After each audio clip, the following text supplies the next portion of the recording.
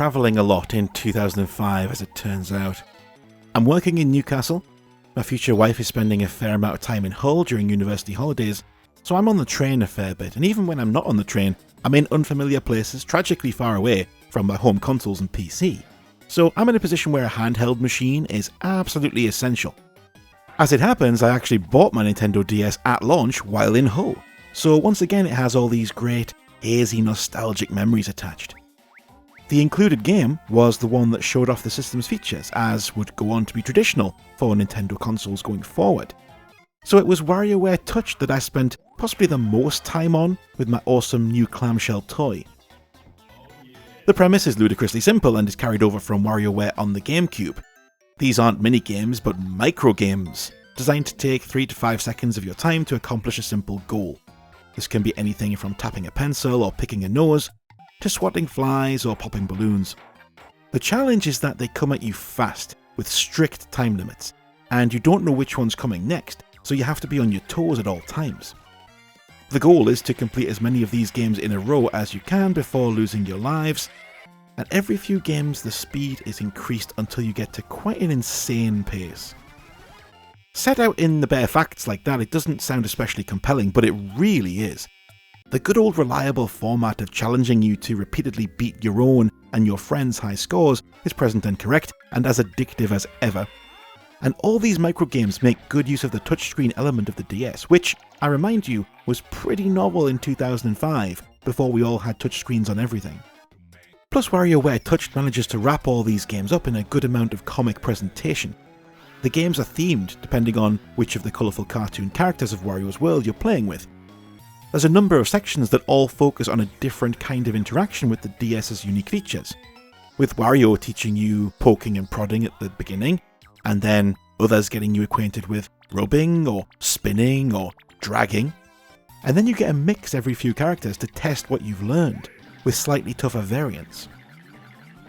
This was an era in which Nintendo weren't scared to be a bit mental, and fun was high on the agenda. All these characters are absurdly over the top and they really lean into it. They even wrote some amazing theme songs to play alongside some of them. Check out Ashley's knockoff Addams Family song.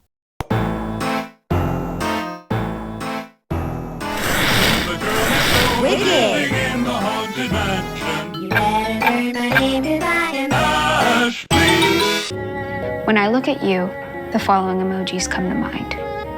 Rope, shovel, hole. And this robot singing about doing karaoke. My name is Mike, come on, let's robo karaoke. Get up on the stage and sing a little ditty for me.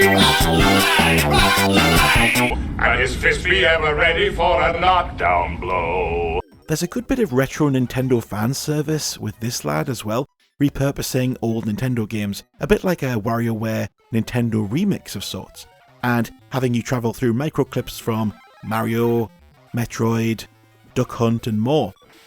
It all contributes to a good sense of variety that stops this simple premise getting stale too soon, especially as some of these mix levels can get really quite challenging at speed.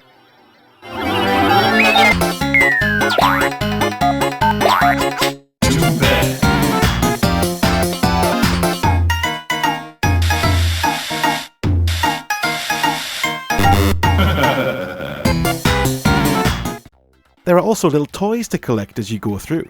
These are just fun uses of the touchscreen. They have no particular gameplay advantage, no aim, no goal, other than to just enjoy the hardware, the novelty and the uniqueness of it. Want to have a blast on the piano? On you go. Play with some virtual clackers. Prod a jelly pudding about. It's really out there in the best, most Nintendo way, and it's something I might suggest the company's lost in recent years. In some ways, there's never been a more perfect example of a game designed purely to familiarise you with the specific interfaces of a unique and unusual machine. But the fact that it does this without feeling like a long-winded tutorial, but instead like a fun and frantic arcade blast, is testament to the talent behind this and the overflowing volume of character here. It's a pack-in game that's well worth buying on its own, and it's full value for its place on this list. But play it on the original hardware if you can, because, well, you know, what's the point otherwise?